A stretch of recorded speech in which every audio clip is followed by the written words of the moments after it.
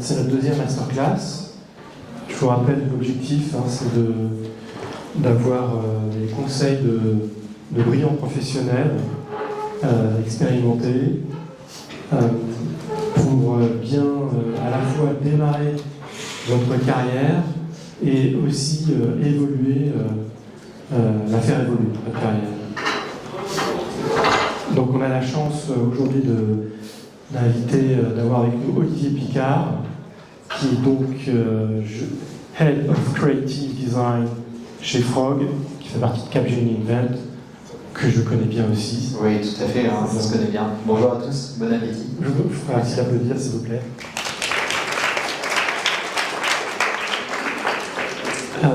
Et comme à l'accoutumée, il y aura une série de questions à la fin. Donc préparez vos questions, il n'y a pas de mauvaises questions, n'hésitez pas à les poser. Donc on aura une séance de 20 minutes.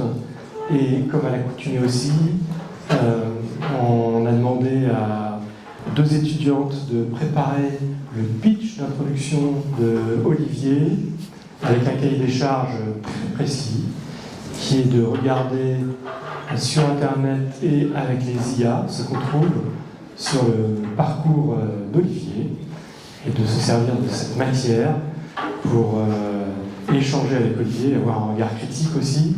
Donc je vous demande d'accueillir Ousna et Agathe en 5e année. Vous êtes sur la place et bien les appelle.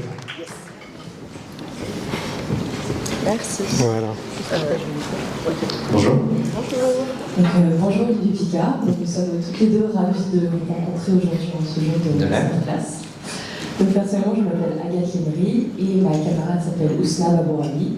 Et nous sommes toutes les deux en 5e année, ici à Strat, en filière Interaction UX. Super. Donc vous êtes actuellement Olivier Picard, Head of Creative and Design chez Frog.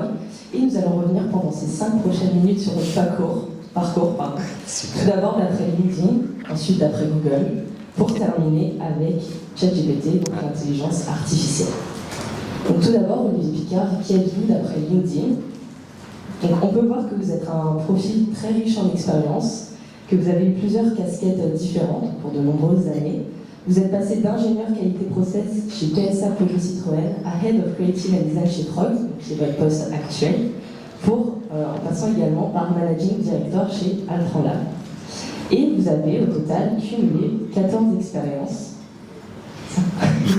en 29 ans et 8 mois. 29 ans. Ça fait mal. Et Olivier Picard, qui êtes-vous d'après Google? Ouais. Donc vous pourriez être fondateur et dirigeant d'Ellipse Project. Je pourrais. Ou bien une enseigne très connue de produits alimentaires surgelés. Exactement. Ou bien même un historien, archéologue et universitaire français. Et Olivier Picard, qui êtes-vous d'après ChatGPT maintenant, donc l'intelligence artificielle? Donc vous serez quelqu'un d'innovant dans votre manière de réfléchir au design, également quelqu'un de très sportif en alternant entre natation, cyclisme, mais aussi plongée sous-marine. Vous serez quelqu'un d'engagé dans une innovation durable, mais également quelqu'un de passionné, tout d'abord par votre métier, mais aussi par l'automobile. Ce qui vous anime, c'est de concevoir des produits intelligents, mêlant design et ingénierie, mais aussi d'amener la stratégie, l'innovation et le design pour résoudre des problèmes complexes au sein d'entreprises, pour enfin favoriser des collaborations pluridisciplinaires et co-animer des équipes pour faire émerger des solutions viables. Pas mal. Et l'anecdote que ChatGPT nous a donnée sur vous, c'est que vous auriez participé à la création d'une équipe interne dédiée à l'innovation par le design chez Altran aux alentours de l'année 2004. Et cette anecdote illustrerait votre goût pour bâtir des ponts entre ingénierie et design à l'échelle industrielle au sein de grandes entreprises, ce qui serait un élément majeur et souvent apprécié dans votre profil. En résumé, si ChatGPT devait vous définir en 3 éléments, ça serait un mélange d'ingénierie. Donc on peut voir que vous avez étudié à l'université de technologie de Belfort-Montbéliard, de design aussi, donc vous avez aussi étudié à Strat, et vous êtes un passionné d'automobile. Voilà. Super. Olivier, est-ce que ce portrait-là vous ressemble-t-il? Manque-t-il un peu de carburant? Non, c'est très juste. Alors, sur les passions, je pense que c'est un mélange de plein d'autres Olivier Picard, hein, mais par contre sur tout le reste, c'est très juste. Donc bravo pour ce travail et merci beaucoup. Ouais. Merci.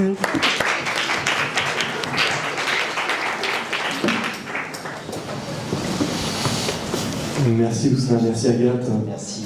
Donc je ne te savais pas une passion pour la natation. Non, moi non plus, mais d'accord. C'est un bon exemple de l'académicien ou non? Oui, c'est peut-être l'académicien ou les surgelés, je ne sais pas, mais en tout cas c'est intéressant. Pour commencer, Olivier, j'avais envie de te poser une question sur tes débuts, tes tout débuts. Est-ce que tu te souviens enfin tu t'en souviens certainement, mais de quoi te souviens-tu de ton premier job? Qu'est-ce qui t'a le plus marqué? Alors, vous l'avez évoqué, hein, les passions pour l'automobile, et quand je suis sorti de Strat, j'ai fait un parcours à Strat un peu particulier. C'était pas encore les masters, ça n'existait pas. Donc, vous l'avez vu, j'ai un certain âge, et à l'époque, j'avais fait à la fin de mon école d'ingénieur une année libre, et j'avais fait avec l'équipe de Strat un peu des cours à la carte pendant 6 mois, donc avec des cours de 2e, 3e et 4e année. Donc c'était super riche pour vraiment compléter mon cursus sur les métiers que j'avais pas pu, sur les compétences que j'avais pas pu acquérir en école d'ingénieur, et ça m'avait permis de rentrer au centre de design de PSA. Donc PSA c'est l'ex-Stellantis, donc sur le design avancé. Et donc pour vraiment le moment dont je me rappelle, c'est quand je suis rentré dans le studio de design, que j'ai vu des maquettes de choses que je n'imaginais même pas, avec vraiment des gens qui imaginaient le futur. Ça a été une vraie incarnation de ma passion. Et c'était il y a une époque où on faisait des maquettes en clay, je sais qu'on en fait de moins en moins, mais avec des maquettistes qui tournent autour, des designers qui mettent du tape sur les maquettes et des sketchs. Il y avait des studios remplis de sketchs et des nationalités. Ça aussi, ça m'a beaucoup marqué. C'est de me retrouver dans un studio où il y avait à peu près, je pense, une 50aine de personnes. C'était un petit studio de Peugeot Citroën, et il y avait une 20aine de nationalités. Donc ça, c'était super riche, et c'était vraiment une découverte aussi de cet univers professionnel. Donc, qu'est-ce qui t'a le plus marqué de la nationalité? À la fois les nationalités, le fait qu'un objet technique, vous l'avez décrit, hein, l'ingénierie et le design, un objet qui est malgré tout complexe, hein, l'automobile, naissait encore avec des dessins, des sketchs. C'était toujours le point de départ, et des maquettes, même si maintenant le digital est beaucoup plus présent, mais il y a toujours des maquettes qui sont l'expression première de cette réflexion créative. Ça m'avait marqué. Ouais.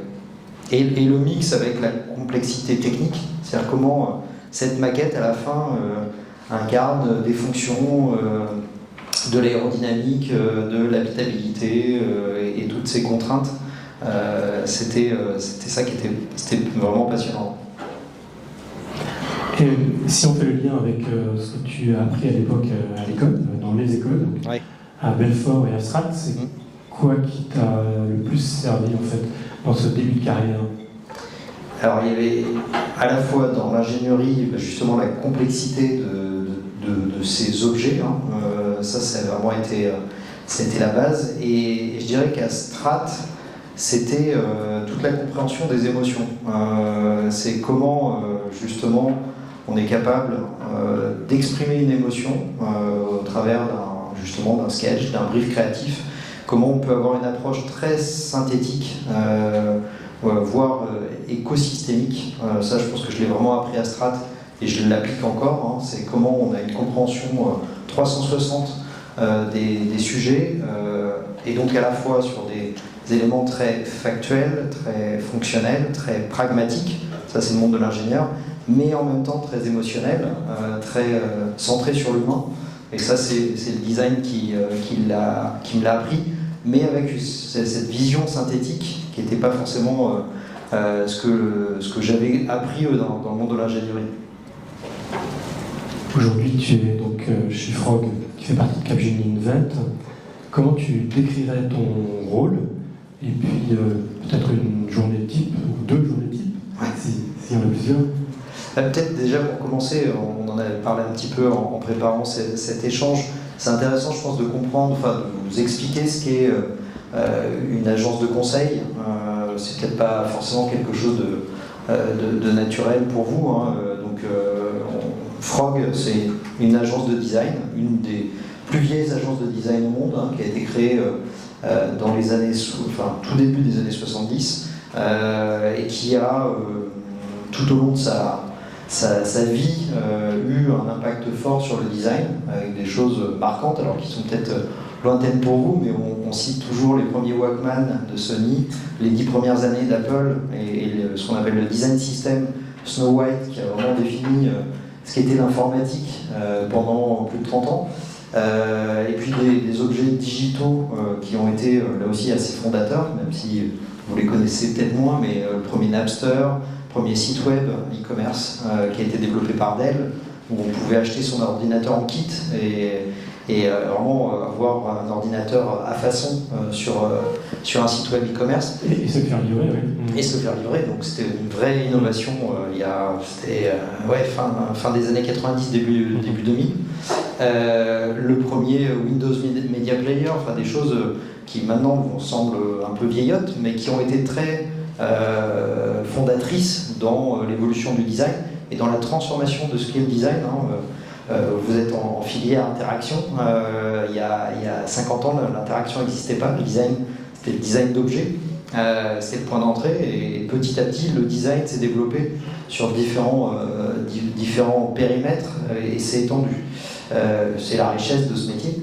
Et donc, Frog est cette agence de design et a été intégrée dans une société de prestation de services qui s'appelle Capgemini, qui fait de la prestation sur de l'informatique, de l'ingénierie. Et donc nous, notre métier, c'est de mettre du design dans tout ça. Donc du design, les métiers du design, l'ensemble des métiers du design, sur des projets plus complexes d'informatique, d'IT, de digital, d'expérience, mais aussi des projets d'ingénierie qui sont plus physiques et techniques. Donc ça c'est pour des clients totalement différents. Pour des clients totalement différents, plutôt des grands groupes, des grandes marques, et partout dans le monde. Sachant que c'est aussi un groupe qui est français et opéré en France, donc ça c'est aussi un point qui est intéressant en termes d'impact, de valeur. Je pense que surtout dans le monde actuel, ça permet aussi d'avoir des références connues sur tout ça. Et donc pour revenir à ta question, sur la journée type, en fait, c'est le principe, c'est qu'il n'y a pas de journée type. C'est ça qui est génial. Enfin, tu l'as vécu aussi. Hein. On est dans un monde où justement on travaille pour des clients extrêmement variés. Et donc on peut avoir une journée où on va travailler pour repenser l'image de marque d'une grande marque de cosmétiques et puis en parallèle travailler sur des systèmes industriels et comment les utilisateurs de ces systèmes industriels vont imaginer le futur et puis travailler sur de la prospective en mobilité et en parallèle imaginer comment on repense une marque de sirop qui est un peu vieillissante. Donc ça c'est la diversité de nos projets, c'est ce qui fait vraiment le sel de ce quotidien, c'est que tout ça se mélange et tout ça se nourrit. C'est-à-dire que l'intérêt c'est que c'est des sujets qui peuvent s'alimenter les uns les autres, parce que tout le monde est confronté, enfin tous nos clients et les utilisateurs de nos clients sont confrontés au même quotidien, au même changement du monde, et donc justement il y a vraiment une porosité entre ces réflexions. Il y a une porosité aussi sur les changements technologiques. Hein. Tout le monde est confronté à l'arrivée de l'IA. Comment on peut amener une IA qui est éthique, qui est porteuse de valeur pour des utilisateurs et qui n'est pas destructrice de quotidien. Donc ça, c'est vraiment les questions qu'on évoque pour tous nos clients. Et donc oui, il n'y a pas de journée type, c'est ça qui c'est vraiment c'est ce qui fait. Est-ce que c'est plus rester au studio? Est-ce que je connais la réponse, mais j'aimerais bien t'expliquer. Est-ce que c'est plus aller chez les clients? Qu'est-ce qui se passe quand tu vas chez les clients? Oui, c'est exactement ça. En fait, le plaisir de ce genre de métier, c'est d'être dans le studio de design de Renault un matin, et puis l'après-midi, de se retrouver dans des bureaux à réfléchir avec Orange sur le futur de nouveaux services. Et c'est de jouer sur les deux, tout en passant au studio pour réfléchir avec les équipes, et en incitant les équipes à aller là aussi chez le client, et se nourrir à l'extérieur. Donc la journée est faite de mobilité physique, mobilité intellectuelle, parce que ça veut dire qu'il faut passer d'un sujet à un autre. Ça se fait relativement bien avec l'habitude et avec l'expérience. Et c'est même un vrai plaisir. C'est-à-dire que j'ai même un peu du mal à être enfermé dans une réflexion verrouillée, fermée pendant trop longtemps. Parce que j'ai un esprit qui va zapper et qui va faire des connexions en permanence. Donc c'est ça qui est passionnant dans ce genre de métier. Et je pense que c'est aussi propre au métier du design, ces connexions, ces interactions, ce zapping, mais un zapping positif, hein, pas pour passer d'un sujet à un autre, mais vraiment de se connecter sur différentes thématiques.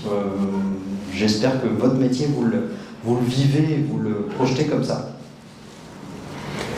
Et il y a juste pour imager un peu les réunions, c'est des réunions de quelle taille chez les clients? Il y a du monde. C'est qui les entités présentes ou les responsables d'entités ou en fait, dans les réunions?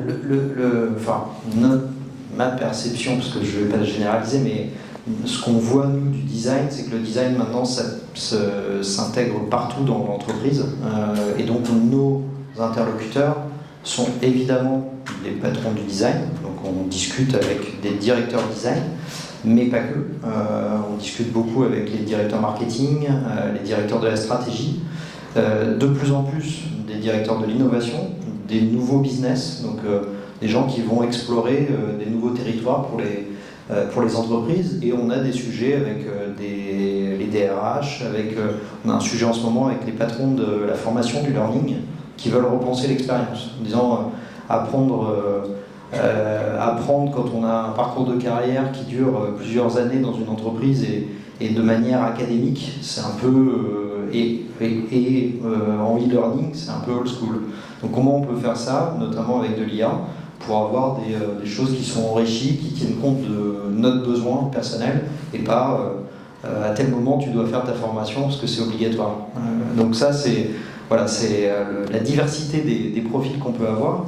Et tu parlais de combien de personnes, etc. C'est souvent des réunions qui regroupent un certain nombre de personnes, hein. C'est 5 à 10 personnes. On fait beaucoup de créativité aussi, de workshops. Et là, on peut aller jusqu'à des sessions plus conséquentes, hein, des sessions de 50, 60 personnes pendant 2, 3, 4, 5 jours. Les formats... Et là, vous êtes plusieurs quand même. Et là, on est plusieurs, ouais, clairement, on est plusieurs. Et c'est un travail de très minuté, très synchronisé. On est très adepte des design sprints, qui sont des formats qui sont... vous connaissez peut-être, hein, qui ont été développés par Google, mais qui sont très efficaces et qui ont l'intérêt de réunir tout le monde, unité de temps et de lieu. Et dans des grosses structures, on se rend compte que les gens se croisent, mais réfléchissent peu en profondeur ensemble au même moment. Donc il y a un vrai travail, et le designer a un vrai rôle d'orchestrateur, de rendre les idées tangibles et d'aider à faire accoucher des concepts en rupture. Justement, est-ce qu'il y a des projets? Je t'ai posé la question, je t'ai demandé de venir je t'ai proposé de venir avec des illustrations, oui. Des projets qui te font vibrer en ce moment, ou d'ailleurs par le passé? Alors, je peux te parler de projets dans le passé, mais des projets actuels, il y en a plein. On en a... Je ne sais pas si tu avais donné des slides, non, c'est ça mais... Ouais, on en avait sélectionné quelques-uns. Ça, c'est un projet, alors vous allez le voir, je vais vous montrer des projets avec beaucoup de diversité, parce que c'est aussi ce qui, je pense, moi, m'éclate et montre un peu cet intérêt de ce métier. Ça, c'est un sujet qu'on a fait pour une start-up qui s'appelle DBV Technologies, qui est une licorne, hein, parce que c'est valorisé à plus d'1 milliard d'euros. C'est une start-up qui a inventé un système très particulier qui est pour mesurer les allergies de manière cutanée, notamment les allergies alimentaires.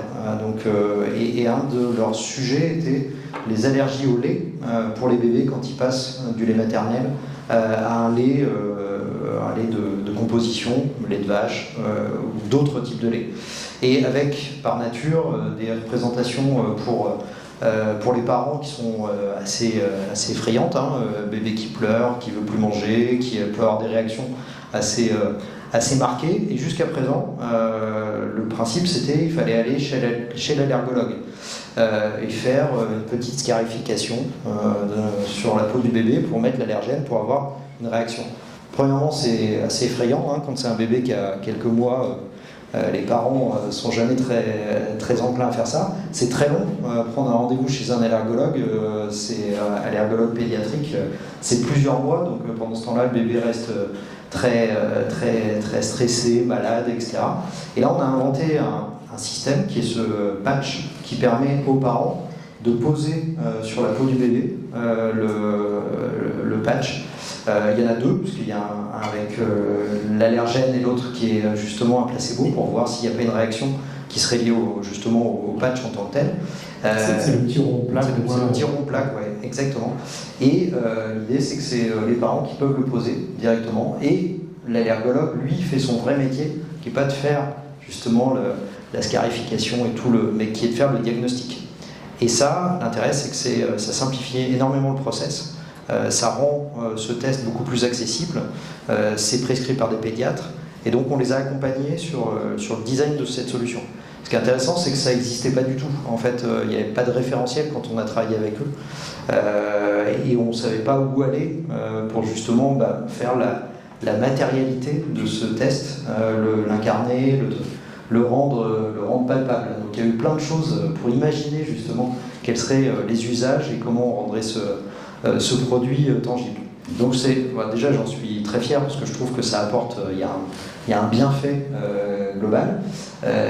J'étais très fier quand il y a des personnes autour de moi qui ont commencé à m'en parler sans que je leur dise que j'avais travaillé sur ce sujet. Donc je voyais vraiment le bénéfice d'un point de vue des mamans qui m'expliquaient que ça avait fait un truc génial et que ça leur avait vraiment simplifié la vie. Et puis on a gagné un observateur du design, on a gagné plein de prix et puis on a fait une start-up qui a décollé autour de ce produit. Donc ça, c'était un des premiers projets que j'ai fait qui est sorti et qui était vraiment un projet très innovant et très incarnant autour de la santé. Un autre sujet qui est plus technique qu'on a fait pour Merck. Merck, c'est un fabricant à la fois de médicaments mais aussi d'objets médicaux. Donc c'est une pompe qui permet de faire des essais de traitement de bactéries qui se font justement quand vous produisez des médicaments, mais aussi quand vous produisez dans toute la chaîne agroalimentaire, donc tous les ingrédients et tous les plats que vous achetez, il y a des tests qui sont faits pour justement vérifier qu'il n'y a pas de bactéries dedans. Donc, on prélève un élément et puis on va tester et on regarde comment les bactéries se comportent. Voilà, je ne veux pas rentrer dans le détail du test. Ce qui est intéressant sur ce projet, c'est qu'on a fait une approche de design thinking très globale. C'est-à-dire que ce n'est pas l'objet qui est intéressant, c'est vraiment comment on l'a pensé dans sa globalité. Et on a accompagné Merck dans le fait de comprendre les usages. C'était la première fois qu'il rentrait dans cette logique, c'est-à-dire aller voir comment les clients de leur solution travaillent. On a été dans des labos et ils ont découvert que en fait, eux, ils avaient une vision très théorique de leur test, parce que c'est évidemment réglé selon des grands principes, des règlements, c'est très cadré, tous ces métiers. Mais par contre, on s'est rendu compte que les gens qui travaillent, vous le voyez, sont en salle blanche. Une salle blanche, c'est un environnement très contraint en termes de poussière, de bactéries. Et donc, le gros des problèmes des clients de Merck, c'était le packaging, parce qu'ils se retrouvaient avec des déchets de carton qui étaient incommensurables, qui envahissaient et qui leur géraient énormément de problèmes. C'était la traçabilité de l'information. Ils font plein de tests, donc vous pouvez vous retrouver avec les petites boîtes là, qui sont des boîtes de pétri, et vous pouvez vous retrouver avec des centaines de boîtes. Donc comment on met des codes couleurs pour simplifier la vie de laborantins qui doivent gérer ça à longueur de journée. Et donc, c'est vraiment cette notion de design global qui a prévalu dans ce projet, c'est de penser les usages de bout en bout, et pas simplement sur le test. Alors que la question de départ, c'était il faut qu'on redesign la pompe. Donc vous voyez la petite gélule là qui est à gauche, et en fait on s'est rendu compte que le sujet c'était pas ça. C'était comment on imagine l'ensemble des usages liés à cette solution, et sur un truc qui est extrêmement technique, hein, je répète, mais qui va simplifier la vie de gens qui sont au quotidien en train de faire ces essais. Voilà. Oui, c'est déjà bien, c'est déjà bien. Et tu veux enchaîner ou Comme tu veux, je sais pas, je t'écoute. Est-ce que vous voulez Est-ce que vous avez une autre histoire de projet? On peut, là. Après, prenez pas tous en même temps. Oui? Non? Oui? Allez, on y va. Enfin, c'est un tracteur, ouais, c'est ça. C'est un secteur bien différent. C'est pour montrer aussi la diversité, montrer comment les choses s'appliquent dans des environnements extrêmement variés. On a eu la chance de travailler pour Massey Ferguson, qui fait des tracteurs, du machinisme agricole, pour réfléchir sur ce que serait le futur de la cabine de tracteur. Donc ça peut paraître assez spécifique, particulier, mais c'était un projet passionnant. On a accompagné des agriculteurs, des gens qui allaient faire des essais au champ. Donc c'était pour le coup extrêmement riche. On a été faire des tours de tracteurs et justement comprendre ce qu'étaient leurs besoins, ce qu'était leur quotidien, et loin d'une vision qui était justement je vais la penser dans un bureau d'études ou dans un département marketing. C'est vraiment sur le terrain. Et c'est pas ultra connecté ces machines maintenant? Maintenant c'est ultra connecté, et ce qui est intéressant c'est que la plupart des définitions, nous on imaginait on va aller chercher des références dans l'automobile, la conduite, etc. En fait, nous ont dit, pas du tout. Un tracteur, c'est en effet un objet très connecté, très autonome. La plupart, maintenant, sont capables de faire partie de leur travail tout seul. Par contre, l'agriculteur... Sans conducteur, tu veux dire? Alors, ou un conducteur à proximité, mais en tout cas, ils sont capables de suivre une ligne dans un champ et puis de faire un virage au bout et de recommencer. Donc, avec de la géolocalisation par satellite. Donc voilà. Et en fait, beaucoup de gens nous ont dit, en fait, moi, ma cabine, c'est à la fois mon lieu de vie, donc parce que j'y passe plusieurs heures, voire toute ma journée. Donc ça doit être convivial, ça doit être pratique, ça doit être visible et très, très lumineux. Et c'est une tour de contrôle, parce que je dois surveiller ce qui se passe autour et je dois voir un maximum de choses. Et ça, c'était intéressant, parce qu'en fait, on s'est rendu compte qu'il fallait essayer de dégager au maximum la place. Donc dégager ce qui se passe devant, dégager ce qui se passe autour. Donc vous voyez, cette cabine, elle est très, très lumineuse, mais elle a aussi des principes un peu nouveaux, c'est-à-dire qu'elle est inclinée vers l'avant, parce que ce qui intéresse l'agriculteur, c'est de regarder la terre, c'est de la regarder de manière très précise, c'est d'être capable de descendre et de toucher la terre, vraiment pour comprendre le rendement, comment la terre réagit. Et c'est aussi dégager les écrans, parce que c'était un système qui était un peu surinvesti d'écrans, et un peu en mode justement tour de contrôle, mais dans le mauvais sens du terme. Et on a cherché à limiter tout ça et de dire, en fait, la conduite, on a juste besoin de la vitesse, c'est relativement simple. Et on a dégagé l'écran qui était devant le conducteur, et on l'a mis sur le montant central, justement pour que lui, quand il conduit sur la route, il a besoin de savoir à quelle vitesse il est, mais le reste du temps, il s'en fiche. Par contre, ce qu'il veut, c'est être capable de voir au maximum ce qui se passe autour, c'est de savoir que là, c'est plus dense, que la terre s'enfonce, etc. Et ça, c'était une grosse transformation pour reconnecter avec la terre, en fait. Exactement, voilà. C'est ça. Ouais. Et donc, vraiment, d'aller comprendre les métiers et ce qui faisait le propre du métier de l'agriculteur. Donc, voilà. Très intéressant. Quelles compétences, à la fois techniques et humaines, tu dois déployer sur ce genre de projet? Enfin, toi ou l'équipe d'ailleurs? C'est toujours un travail d'équipe. Ce qui est intéressant sur cet exemple-là, c'est à la fois des métiers, des compétences que vous apprenez ici, de sciences humaines, d'empathie. C'est-à-dire qu'il faut être capable de se mettre dans la peau de cet agriculteur, vraiment comprendre quel est son quotidien, quelles sont ses préoccupations, quel est son niveau de compétence sur le digital par exemple. c'était intéressant. On a découvert que c'est un univers très patrimonial. On achète le tracteur que son père a acheté, et c'est souvent celui que son grand-père a acheté. Il y a une sorte de filiation. Et par contre, avec des niveaux de compétences, les plus jeunes avaient travaillé avec des drones, travaillé avec des systèmes ultra connectés, alors que le grand-père, pour lui, ça le dépassait complètement. Par contre, il y a une référence à la marque qui était très forte. Donc ça, on l'a découvert en allant les voir, en vivant avec eux. Donc il y a l'empathie qui est un sujet très fort. On parle beaucoup de user research, de design research. C'est vraiment comprendre et se mettre à la place de l'utilisateur. Il y a du design industriel. C'est vraiment de l'ergonomie, du facteur humain, parce que il y a de la complexité dans l'utilisation. Donc ça, il faut être capable de le comprendre. Il y a de l'interaction, parce qu'on est sur des systèmes très très complexes. Donc comment on arrive à rendre cette complexité la plus accessible possible pour des utilisateurs qui vont être quand même des experts. C'est des gens qui passent 10 heures dans la journée assis dans leur tracteur, donc ils ont un niveau d'expertise qui est très très forte. Voilà, il y a des choses qui peuvent être liées au digital. On parlait de drones, de cloud. C'est des sujets qui ont été évoqués. On a un peu appris sur une partie agro, parce qu'il fallait discuter avec eux sur c'est quoi leur quotidien. Ils ont c'est des ingénieurs agro, les agriculteurs maintenant. Donc comment on maîtrise toutes ces compétences, et on va chercher l'expertise qui va bien autour de ça.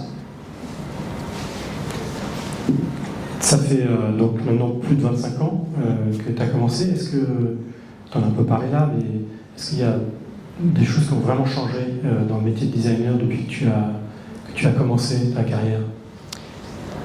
Oui, alors il y a 25 ans, le métier du design était moins développé, il était beaucoup plus spécifique.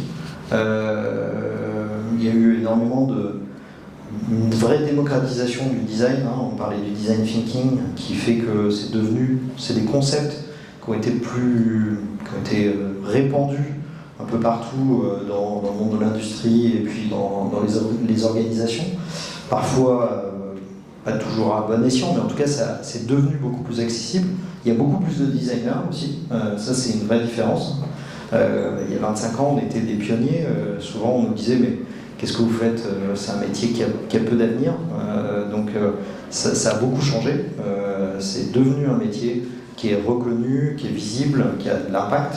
Donc ça, c'est un vrai changement. Et puis, il y a 25 ans, le digital, c'était balbutiant. On avait des écrans et on dessinait quelques éléments sur ces écrans avec quelques fonctionnalités. Maintenant, on parle beaucoup de convergent design, c'est-à-dire quand on dessine des objets, il y a systématiquement du digital associé, soit sur l'objet, soit autour de l'objet, parce que l'objet va interagir d'une manière ou d'une autre avec du digital, et donc il faut le penser dans une expérience globale. On ne peut plus penser un produit tout seul, ça devient relativement rare. Est-ce que parfois on design ces objets pour apparaître de manière flatteuse sur un site internet de vente en ligne? Est-ce que ça va jusque-là? Alors nous, on essaye de... Enfin, j'avoue qu'on a eu assez peu eu ce genre de demande, mais oui, c'est parfois le cas. Mais je dirais, vous le voyez, on est sur des exemples et sur des sujets qui sont souvent innovants. Donc on n'a pas cette demande spécifique. En tout cas, moi, je joue assez peu sur ce genre de sujet. Ah, c'est un peu le rôle du packaging aussi oui, dans les rayons. Oui, complètement. Est-ce qu'il y a un projet dans ta carrière qui t'a vraiment fait passer un cap? Tu t'es senti grandir Il y a le projet, je crois qu'on l'a mis juste après, et puis qu'on a travaillé aussi ensemble, on a eu la chance de faire une réflexion qui se passe, je pense, tous les 20 ou 30 ans, qui est d'imaginer un nouveau système de mobilité. Et ça arrive, le TGV a été inventé dans les années 60, des ruptures de cette nature, il n'y en a pas beaucoup. Alors je ne sais pas si, j'ai pas la prétention de dire que c'est autant en rupture que le TGV, mais on a eu la chance de faire une réflexion encadré par la SNCF sur les nouvelles mobilités dans les territoires et notamment dans les régions rurales, avec un constat qui était, que vous le voyez, si vous voulez vous déplacer en France, il y a des lignes TGV qui sont très performantes, puis dès qu'on sort du réseau grande ligne, ça devient un peu plus atypique et plus complexe. Et le constat, c'était que les trains qui desservent les territoires sont souvent coûteux, lourds, complexes à exploiter, et donc on n'en met pas beaucoup. Si on n'en met pas beaucoup, par nature, la qualité de service, c'est-à-dire il y a de la fréquence, fait que les gens préfèrent utiliser leur voiture, parce que quand vous avez un train de matin, un train de soir, ça ne fonctionne pas. Et donc, il y a les rails, mais en fait, il y a assez peu de trafic. Il n'y a pas de trafic. Et donc, on a fait une réflexion avec la SNCF qui s'appelle le TELI, train léger, qui était pour repenser ce que serait ce train du territoire. Donc, un train plus léger, plus petit, très systémique. Dans ce qu'on évoquait, c'est comment on imagine un train qui va simplifier la vie à la fois des utilisateurs, mais aussi son exploitation, parce que c'est souvent ça qui coûte très cher. C'est un train à exploiter, nettoyer la voie, la surveiller, ça coûte extrêmement cher. Et donc c'est comment, justement, avec les nouvelles technologies, on est capable d'avoir un train qui va surveiller la voie, qui va être capable de dire, attention, à tel endroit, il y a la végétation qui est en train de pousser, il faut peut-être faire une intervention. À l'heure actuelle, on doit envoyer des équipes de maintenance pour faire ça, et ça coûte de l'argent. Comment on peut faire un train qui, pendant les heures creuses, va permettre de transporter du fret, et pas du fret, du sable ou des cailloux, mais qui va transporter des colis, du e-commerce, pour décarboner aussi ce type de service et offrir le même service dans les territoires que ce qu'on peut voir en ville, où quand vous commandez un colis sur une grande plateforme, vous êtes livré quelques heures après. Ce n'est pas le cas pour l'instant quand vous habitez en zone rurale.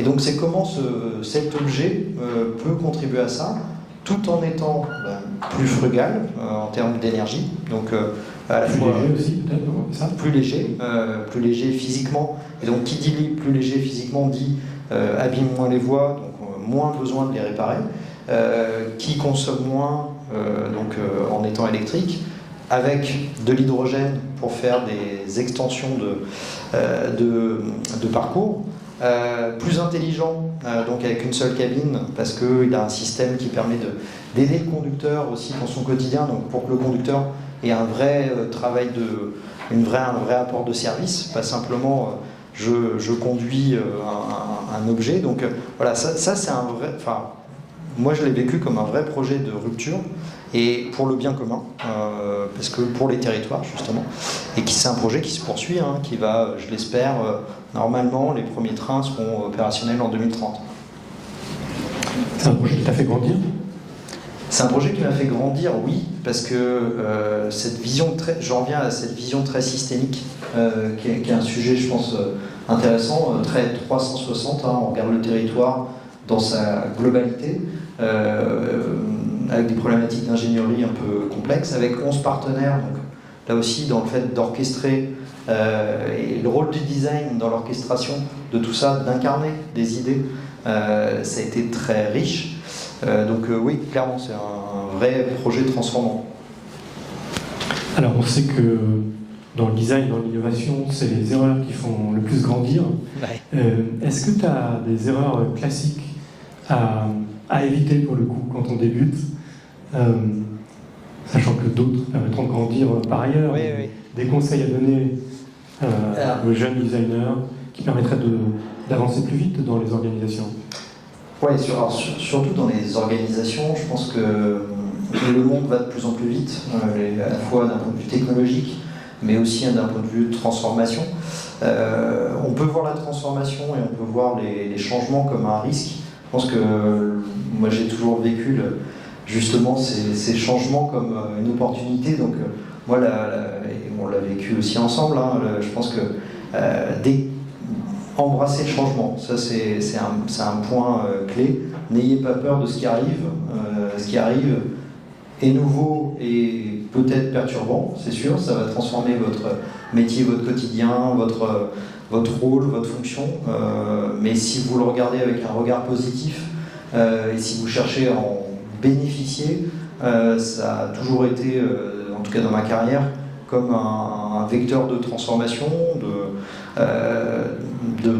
d'épanouissement, d'enrichissement, parfois de perturbation. Hein, c'est jamais simple de découvrir une nouvelle organisation, une nouvelle culture, des nouvelles technologies, mais à chaque fois, quand vous le regardez avec bienveillance et intérêt et curiosité, on arrive très bien à s'en sortir. L'autre point, moi je garde toujours à l'esprit, c'est toujours l'effet du pas de côté. Un designer, il y a une culture d'entrepreneuriat, je pense que vous êtes tous intéressés pour imaginer des nouvelles choses. On peut le faire aussi dans des grandes structures. Hein. Moi je n'ai travaillé que dans des grandes structures, mais on peut être entrepreneur dans des grandes structures, et pour ça, il faut savoir jouer avec le pas de côté. Donc moi j'ai tendance à dire qu'il faut être corsaire dans une grande organisation. C'est-à-dire qu'il faut être un pirate, mais rattaché adoubé par le roi. Donc il faut aller chercher des sponsors, il faut aller chercher des connexions qui font que vous pourrez faire ce qui vous plaît, faire le pas de côté, donc l'innovation, l'idée nouvelle, l'exploration, qui aura de la valeur pour vous et qui aura de la valeur aussi pour l'organisation. Tout l'intérêt d'aller chercher des sponsors, des gens qui vont trouver un intérêt à ça. Des sponsors en interne dans l'entreprise. Des sponsors en interne, ouais, complètement. Ouais, tout à fait. Et bien évidemment aussi en externe, mais l'interne est clé. Ouais. Donc c'est des gens qui sont haut placés dans l'organisation, qui soutiennent le projet, qui l'aident à... C'est des gens qui sont haut placés, oui, qui ont de l'influence. Donc je pense que c'est important de comprendre les sphères d'influence, de comprendre les organisations, d'aller chercher des gens qui seront capables de comprendre votre idée, votre valeur, et comment vous pouvez l'incarner, et comment eux peuvent jouer un rôle dans le fait de soutenir vos initiatives. Quelqu'un m'a dit un jour, si tu veux faire avancer ton projet, comprends chez ton interlocuteur comment il est incentivé, c'est-à-dire quels sont ses... Qu'est-ce qui va faire progresser sa carrière? Ouais, si tu l'aides à faire progresser ta carrière, tu aideras à faire progresser ton projet. C'est clair, comprendre les enjeux personnels de nos interlocuteurs et de nos sponsors, c'est clé. On dit on est là pour faire briller nos clients ou nos sponsors, oui, c'est le cas. Toutes ces réflexions ont cet intérêt. Ce qui est important, c'est d'y trouver aussi sa valeur personnelle. Hein. On ne fait pas ça juste pour soutenir la carrière des autres, mais aussi pour y prendre du plaisir et pour s'éclater. Donc embrasser le changement, être plutôt corsaire que pirate. Ouais. Tu as d'autres conseils comme ça Non, moi c'est les deux principes que j'applique depuis le début de ma carrière. Et puis être drivé par sa passion, faire des projets qui vous éclatent, parce que ça va se traduire dans ce que vous incarnez. Quand tu regardes vers l'avenir maintenant, comment tu vois évoluer le métier de designer? Je pense que on le voit tous, hein, l'arrivée de la vague de l'agentic va transformer énormément de choses. Il faut que tu expliques ce que c'est l'agentic, je crois. Alors oui, tout le monde, je pense que vous voyez l'IA qui est en train d'arriver un peu partout. L'agentic, c'est les agents qui sont derrière l'IA et donc qui vont permettre de réaliser des tâches, des activités. Vous pourrez spécifier des tâches qui peuvent être très simples, mais qui peuvent être aussi plus complexes. Et on voit arriver, je ne suis pas un spécialiste, mais c'est plutôt dans tout ce qu'on peut voir, une transformation majeure qui va être des agents qui vont discuter entre eux. On a déjà, nous, des projets où on développe des solutions, du code, avec des équipes de développement qui sont en partie des agents. Donc ça, c'est une transformation majeure. Ça peut être vécu comme un risque, hein. C'est évidemment une transformation des métiers, une disparition d'activités. Là encore, je pense que pour les designers, moi je le vois plutôt comme une vraie opportunité. Jusqu'à présent, les designers ont été beaucoup appelés pour faire la couche visible, ce que voit l'utilisateur, ce que voit la couche d'interaction. Donc digital, mais pas que, l'enveloppe. Et on avait souvent tendance à leur dire ce qui se passe derrière, c'est pas ton problème. Alors, quand c'est un produit, on peut rentrer dans l'architecture, dans la technique, mais il y a toujours des des équipes d'ingénierie qui pensent le sujet. Quand c'est une solution digitale, il y a des architectes, il y a des développeurs, il y a des business analysts qui vont penser tout ça. Je pense que l'arrivée de cette révolution d'agentic fait que le designer va pouvoir dessiner des agents et donc rentrer beaucoup plus dans le fond. Et donc maîtriser ce qui n'était pas maîtrisable jusqu'à présent. Quand vous avez des systèmes, des ERP, enfin des gros logiciels extrêmement complexes qui ont été définis, ce qu'on vous autorise en tant que designer, c'est souvent de faire la surcouche, c'est de faire de la peinture. C'est parfois frustrant parce que justement en termes d'interaction pour les utilisateurs, en termes d'expérience, c'est assez restrictif. Ça revient à designer des automatismes en fait, des choses comme ça. Ça revient à designer des processus, designer des automatismes, designer des process qui peuvent faire avancer des organisations. Et ça, je pense que c'est une chance énorme parce que la place pour jouer est énorme. Enfin, il y a vraiment beaucoup de choses à faire. Deux questions pour terminer. Avant de passer à la série de questions, la première, c'est quoi les secteurs qui vont recruter des designers, à ton avis? Alors, secteurs qui bougent. Bon, l'industrie en France, c'est pas dans un super contexte, mais je pense que les acteurs du service ont beaucoup intégré le design ces dernières années.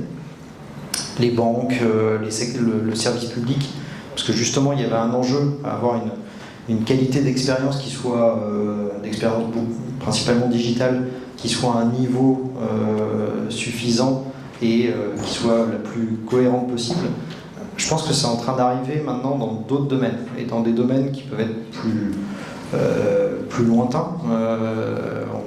On en parlait juste avant, on travaille pour des acteurs de l'industrie sur justement l'intégration du design dans vraiment la manière d'imaginer leur processus. Donc ça, c'est en train de bouger. Le monde de... Alors on parle, je ne sais pas si le mot B2B, B2C est très clair, hein, B2C, on fait de l'industrie, enfin, le business pour le grand public. B2B, c'est le business pour le business. C'est le projet MR que tu as montré en fait. Oui, exactement. Ces acteurs-là sont en train de s'emparer de l'expérience, du mot expérience, et comment on conçoit des expériences. Donc ça, je pense que vous pouvez maintenant répandre le design partout. Il n'y a plus vraiment de limite par rapport à ça. Alors, je sais qu'il y en a un concours à 13h, hein, ne ratez pas le cours. Mais une dernière question sur le petit conseil de lecture, de site web, pour enrichir la culture de nos étudiants. Alors, il y a un livre que j'ai beaucoup aimé qui est le ministère du futur, qui est très intéressant sur justement la manière dont les organisations et organisations sociales prennent en compte l'impact de la sustainability et puis du changement de développement durable. C'est très inspirant. Et puis tu m'as conseillé les ingénieurs du chaos. Là aussi, c'est très riche sur la manière de comprendre comment l'IA et puis tous les réseaux sociaux ont un impact sur notre quotidien. Et ça aide à comprendre tout ce qui se passe à l'heure actuelle. Merci Olivier. On va passer à la séance de questions. Merci Clément. Il faut l'applaudir. Alors, je passe le premier, puis après vous ferez tourner le micro. Bonjour, je m'appelle Chloé, je suis en première année Strat. Je voulais vous demander comment l'IA a changé votre métier actuel. Donc, je sais qu'on a déjà un peu touché sur le futur. Juste actuellement, comment est-ce que ça a changé votre métier et comment est-ce que ça a changé aussi les critères que vous cherchez dans un designer quand vous cherchez un employé?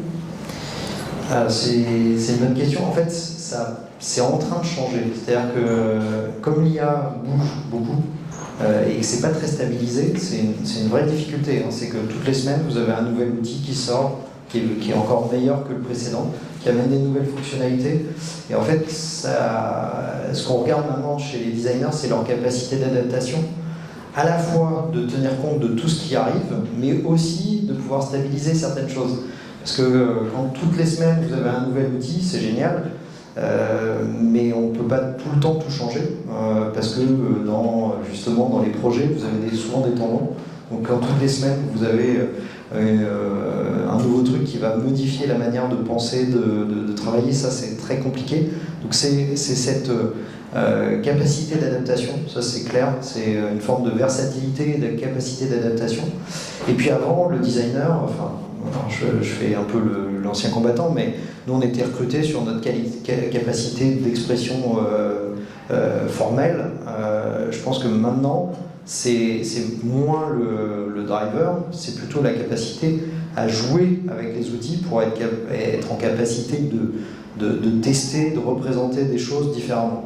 La représentation n'est plus un sujet, et c'est un vrai problème, hein, c'est que maintenant on a l'impression que tout le monde devient designer, donc c'est comment le designer peut incarner son expertise dans l'empathie, dans la compréhension systémique d'un sujet, dans la prise en compte de l'humain au cœur du sujet, et dans cette représentation formelle, malgré tout, qui fait qu'on peut juger d'une image d'une bonne qualité ou d'une mauvaise qualité.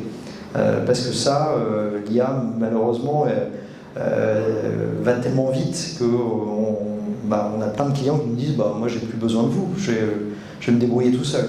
Je dis oui, mais regardez, entre ces deux images, moi je suis capable de vous dire celle-ci elle est pertinente, celle-ci elle l'est pas. Merci beaucoup. Après, il y a... Oui, ça marche à peu près. Dans la user research, je sais que vous utilisez beaucoup les outils d'IA. Oui, tout à fait.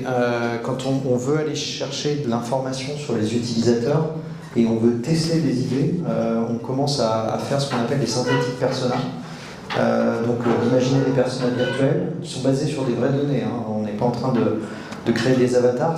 Donc on va étudier des utilisateurs, on va comprendre, faire des interviews, de l'observation, etc. Et on donne à manger toute cette donnée à des IA pour créer des personas virtuels. L'intérêt, c'est que ces personnages, jusqu'à présent, ils étaient très statiques. Hein. On imaginait une fiche avec une photo et puis un petit descriptif, et c'était le designer qui devait avoir l'empathie pour travailler pour ce persona et se projeter. Là, maintenant, le synthétique user, vous pouvez lui donner, lui poser des questions et vous pouvez voir ses réactions. On n'est pas en train de dire que ça remplace des vrais utilisateurs, ça complète et ça permet d'avoir des boucles de discussion avec l'utilisateur qui sont beaucoup plus fréquentes. C'est plus simple que d'aller mobiliser un panel, trouver les bons utilisateurs, les questionner, etc. C'est un outil de création. Hein. C'est un outil de création. Par contre, il ne faut surtout pas arrêter d'aller voir des utilisateurs. Il faut continuer à faire des guérilla tests, clairement. C'est aller dans la rue, tester des idées. L'humain reste le cœur de notre réflexion. Par contre, avec un synthétique user, vous pouvez interagir 10 fois dans la journée avec lui. Une autre question dans la salle? Tu peux faire circuler le micro, tu veux bien, s'il te plaît? Préparez vos questions. Hein. Bonjour, je m'appelle Sidonie, je suis en 3e année interaction. Et la question elle semble large, mais qu'est-ce que vous aimez finalement dans votre métier et qu'est-ce que vous n'aimez pas? C'est dur, je suis désolée. Alors ce que j'aime, c'est la diversité. Vous avez pu voir les projets et des projets qui ont du sens. Ça, c'est le moteur de mon quotidien. C'est de travailler aussi avec des équipes chez nous, mais également chez nos clients et toutes les interactions qu'on peut avoir. Après, dans mon rôle, j'ai beaucoup de choses administratives à gérer. C'est pas les trucs les plus passionnants de la Terre. Donc ça, j'espère vraiment que l'agentique va nous simplifier la vie. C'est comment on peut, dans notre quotidien, éviter les reporting, les machins, les trucs qui ont très très peu de valeur ajoutée, mais qui malheureusement font partie des rôles qu'on a quand on est dans des organisations. Donc c'est les designers qui ont travaillé sur l'agentique qui vont te simplifier la vie. Exactement. Une autre question? Lancez-vous. Hein.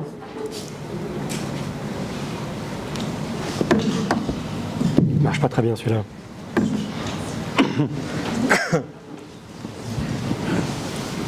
Oui, merci beaucoup. Donc vous insistez beaucoup sur le côté empathique, humain, et après on voit que vous interagissez tout le temps avec des agents que vous entraînez vous-même.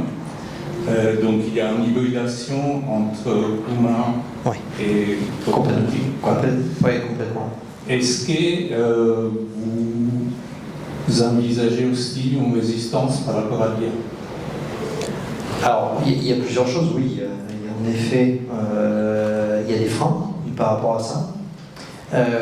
Il y a des freins dans la manière dont l'IA s'incarne. Il y a des questions d'éthique. Et je pense que on réfléchit beaucoup sur cette notion. C'est quoi une IA éthique? Qu'est-ce qu'on lui autorise de faire? Quelle est sa place? À quel endroit elle doit rester? Quel est l'impact de cette IA, à la fois en termes d'interaction directe, c'est-à-dire elle a remplacé le travail de quelqu'un, donc comment on regarde ça.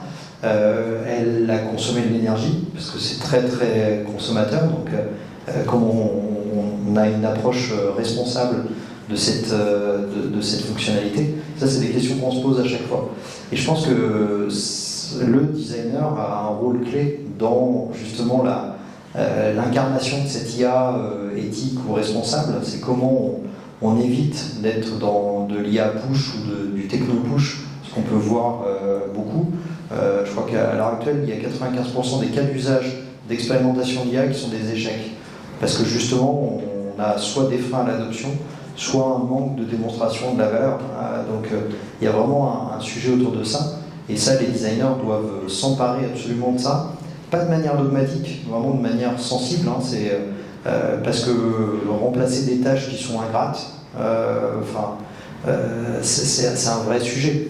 C'est quoi l'intérêt pour un jeune avocat d'éplucher des milliers de documents?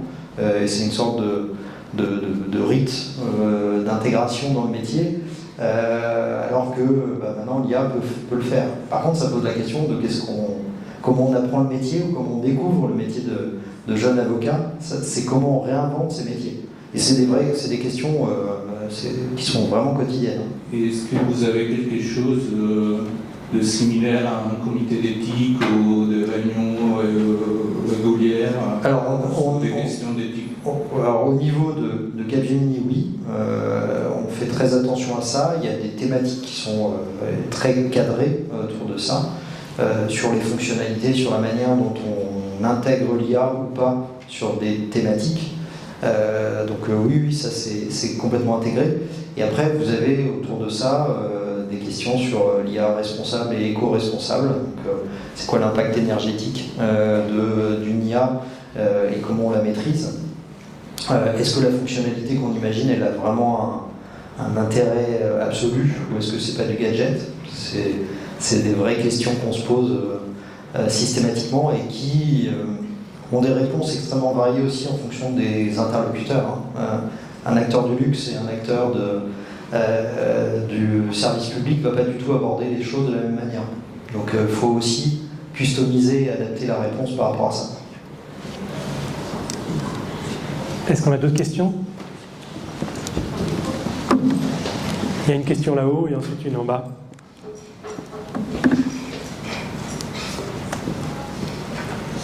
Bonjour, moi je m'appelle Noémie, je suis en identité en 5e année. Et une question que je me pose, c'est que si j'ai bien compris, à l'origine vous étiez designer, et maintenant vous êtes plutôt dans la direction, et les tâches du coup que vous aimez le moins, c'est tout ce qui est administratif, etc. Et justement, quand on devient directeur du design, ces tâches-là sont multipliées, j'imagine. Et donc, est-ce que c'est le cas déjà? Et est-ce que du coup, le métier de designer vous manque pas? Est-ce que justement, au contraire, pour vous, vous aviez fait le tour du métier de designer et c'est pour ça, c'est plus de sens pour vous d'être directeur? Qu'est-ce que vous pensez, quelle est la différence entre designer et directeur du design, etc. Alors c'est une belle question, je n'ai pas toutes les réponses, mais c'est vraiment, c'est quoi le métier, c'est quoi les parcours de carrière d'un designer? Ça, je pense que c'est des bonnes questions, c'est des questions qu'on se pose tous les jours. Je pense qu'on reste toujours designer. Après, la question, c'est comment on l'incarne, et ça évolue. Clément est designer. Il fait sûrement moins d'incarnation design. Par contre, on peut designer des organisations, on peut designer des fonctions. Et donc ça, ce schéma de pensée qui est la bienveillance, l'écoute, l'empathie, qui est propre à vos métiers, le fait d'incarner très vite les choses avec des images, des objets, c'est ce qu'on fait. Et on peut le faire même quand on est dans une fonction de management ou dans une fonction qui est pas directement appliquée. Donc ça, moi, je vous invite à le faire tout le temps. Parce que justement, c'est ce qui fera bouger les choses. Hein. C'est quand vous allez dans un comité de direction et que vous commencez à dessiner, en fait, les gens autour de vous, ils vont vous écouter, ils vont vous regarder un peu différemment. Donc n'hésitez pas à faire ça tout au long de votre carrière. On prend aussi beaucoup de plaisir à animer des équipes de design. Exactement, ouais. Parce que les choses évoluent, parce que les jeunes designers sont plus performants que d'un point de vue productivité, d'un point de vue outils. Surtout ceux de Strat d'ailleurs, non ? Surtout ceux de Strat. Mais les vieux designers ont de l'expérience, donc tout ça se nourrit. Voilà, faut savoir jouer avec tout ça. Mais c'est une bonne question, hein. L'évolution des designers dans des organisations, c'est un vrai sujet, parce que vous regardez, il y a très peu de designers dans des rôles de top exec. Vous regardez dans 440, tous les patrons sont des gens qui ont fait des écoles de commerce ou des écoles d'ingénieurs. Il n'y en a aucun qui a fait une école de design. Pour moi, c'est une aberration. Ça devrait arriver. Et ce sera un Stratos. J'imagine. Il faut que tu parles fort parce qu'il ne marche pas bien. Ousmane Abourali, 5e année. Je sais qu'actuellement, le marché du travail est assez saturé. Et en tant que futur designer, on cherche des stages. Et ma question, c'était, est-ce que faut-il s'adapter à une entreprise au maximum, par exemple quand il y a une fiche descriptive du poste, ou bien faut-il garder son éthique et sa passion si on en a? Alors, je pense qu'il faut toujours garder son éthique et sa passion, ça c'est sûr. Faut surtout pas renier qui vous êtes, parce que c'est aussi pour ça qu'on prend des gens en stage, on les recrute. On ne les recrute pas juste pour faire une tâche, parce que maintenant les tâches pourraient être automatisées. Et la différence entre un agent et un humain, c'est parce que vous êtes passionné par un sujet, donc vous allez le regarder d'une certaine manière. Donc ça, il faut clairement continuer à être passionné, à faire les choses. Après, vous avez des choix à faire, donc vous pouvez candidater et puis défendre vos positions. Donc oui, continuez à fond. Et il faut bien faire ce que j'appelle faire ses devoirs avant d'aller voir une entreprise. Pour un recrutement, il faut vraiment travailler le sujet, être incollable sur ce qu'a fait l'entreprise ces dernières 10 années. Des gens qui connaissent l'entreprise, qui savent réagir, nous parler de ce qu'on a fait, et puis, pas spécialement, c'est pas du narcissisme, mais c'est plutôt interagir et se projeter dans ce qu'on fait. Ça, c'est le meilleur moyen. Donc, le petit exercice que vous avez fait tout à l'heure qui était très juste, pour moi, je vous invite à le faire à chaque fois que vous allez en entretien, parce que vous aurez des gens en face de vous qui seront beaucoup plus à l'écoute si vous avez compris qui ils sont, quel est leur parcours, leur centre d'intérêt. Enfin, c'est plus intéressant quand vous parlez de leur passion et vous parlez le même langage. Je reviens sur l'exercice. Un des buts, c'était de bien prendre du recul par rapport à ce que vous voyez, parce que là, Olivier, il est de bonne composition, mais il ne fait pas de notation. Donc ça veut dire qu'il faut bien recouper les informations dans tous les... Enfin, tu ne fais pas de notation? Non. D'accord. Il faut bien recouper les informations dans tous les sens. Mais c'était le but de l'exercice, donc il n'y a pas d'erreur à ce niveau-là. Est-ce qu'on prend une dernière question, peut-être? Oui? Je ne sais pas où a disparu le micro, mais je te passe le mien. Mon deuxième micro. Je vais récupérer l'autre. Merci. Parle fort. Du coup, tout à l'heure, vous évoquiez des IA éco-responsables, et je voulais savoir si dans les produits que vous dessinez aussi, par exemple un tracteur, vous arrivez à intégrer par exemple des nouveaux matériaux ou des techniques plus durables, ou alors est-ce que c'est peut-être pas tant de sujet Alors, on essaye au maximum. On pousse pousse énormément pour avoir systématiquement des approches d'analyse en cycle de vie, pour avoir justement une vision très systémique sur l'impact environnemental.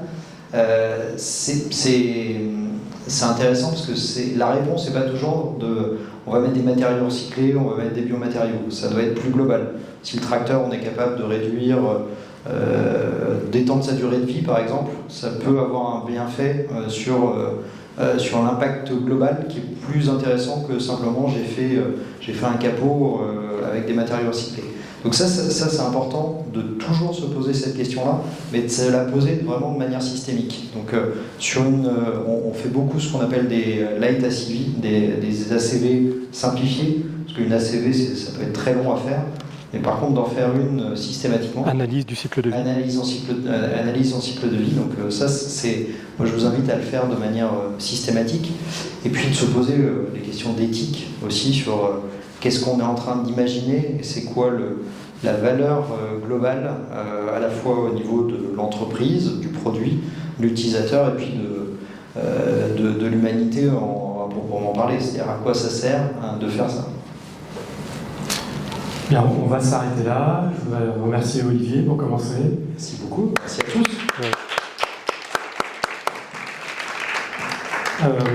On remercie aussi évidemment Ousseyn et Agathe pour votre intervention. Remercier Aline et Julie qui nous ont organisé ces masterclass. Et vous rappeler que c'est le premier mardi de chaque mois et que le 2 décembre prochain, on recevra Julien Zilberman de l'appartement 103. Donc là, ça va être un parcours d'agence. Olivier, cabinet de conseil. Avant, on avait Audrey qui était plutôt agence aussi. Et là, on va voir Julien, appartement 103. Merci à tous et bon après-midi. Merci.